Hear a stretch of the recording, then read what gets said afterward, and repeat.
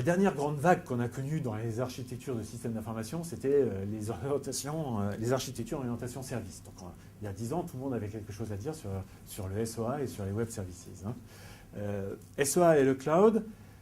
Le cloud résout un problème important, qui était un frein à la diffusion des architectures SOA. C'est, moi, je suis un métier, j'ai demandé un projet.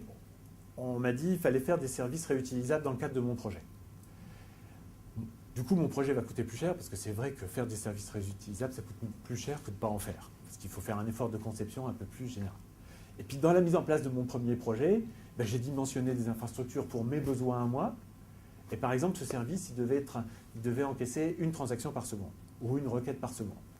Et donc, tout est dimensionné comme ça. Ce qu'on peut espérer, c'est que ce service a été conçu de façon intelligente, et donc de plus en plus d'utilisateurs vont utiliser ce service partagé. Et c'était notre objectif, faire en sorte que ce service soit mutualisé, partagé dans plusieurs cadres applicatifs. Et du coup, la charge augmentant, mon serveur, on lui demande maintenant plus seulement une transaction par seconde, mais 10 transactions par seconde, 100 transactions par seconde. Et dans les logiques d'allocation des infrastructures sur les silos des applications et des domaines applicatifs, on me demande de réinvestir pour une utilisation qui n'est pas la mienne. Et ça, c'est toujours une difficulté. Les architectures de cloud et de virtualisation, à la fois sur le plan technique et sur le plan de la gouvernance, permettent de résoudre ce genre de choses.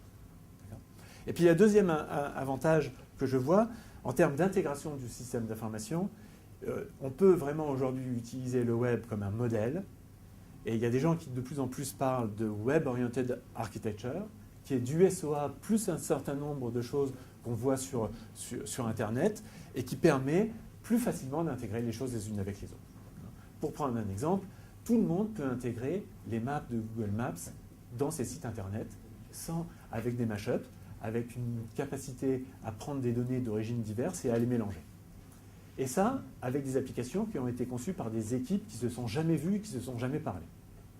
Ce genre de modèle-là peut être appliqué au sein des systèmes d'information avec un certain nombre de bénéfices.